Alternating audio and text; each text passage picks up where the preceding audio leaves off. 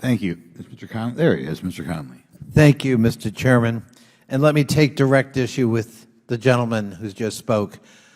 The Biden administration is one of the only administrations ever to deliberately leak intelligence to let people know the invasion was pending.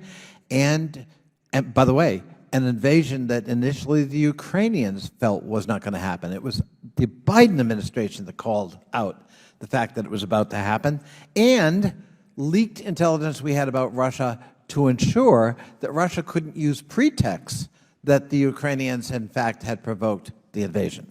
I also want to take issue with him in diminishing and ridiculing my colleague from California on her Jeopardy example. We have been droning on in the entire 15 years I've been in Congress about the lack of an audit for the Pentagon, and zero progress has been made. We have talked about waste, fraud, and abuse for generations with respect to Pentagon spending, and zero progress has been made. And in one 5-minute questioning, my colleague, Ms. Porter from California, showed the American people in clear and understandable terms numbers and systems that are at risk or at fault, and it's their tax dollars, and it's our national security. So I praise Ms. Porter for what she just did. I thank her, and I think she probably did more to penetrate American public consciousness than 15 years of hearings on this subject. Mr. Khan, do I understand that DOD has 326 financial management systems according to the DOD itself? That's correct. I think the list has gone up to closer to 400. 400 financial management systems, is that correct? Correct. What could go wrong with that? Everything. Primarily, they don't communicate with each other. They don't have controls, so the information does not pass from one system to another system reliably. Consequently, the information which is aggregated at the top level is unreliable.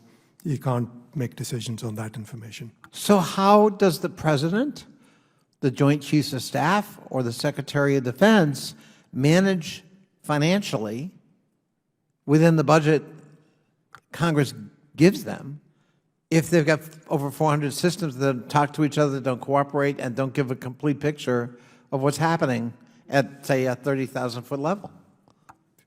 Primarily through budget, how much budget is available and how much is spent, but it doesn't provide them if the money is being spent on the right assets, the right services, and are they receiving the right services and right goods for the amount paid. So what do you think should happen with these 400 separate systems of financial management? As GAO has recommended, they need to be modernized. But then, Well, modernized, but shouldn't they be consolidated? yes, Like a lot of them eliminated? right. And is that possible? Is that doable? It's doable, but it has to be planned. Do other federal agencies have 400 financial management systems? No, they do not. They do not. So it is doable. Correct. We even have examples we could point to. Yes. And has the Pentagon used best practices with other federal agencies to start to make some progress on this? It's trying to do that.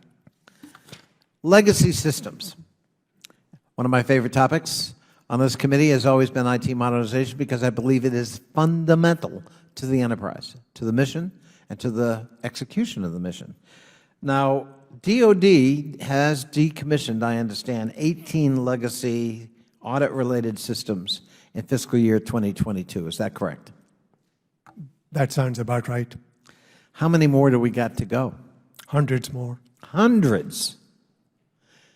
And how are they doing in developing and executing a plan to do that?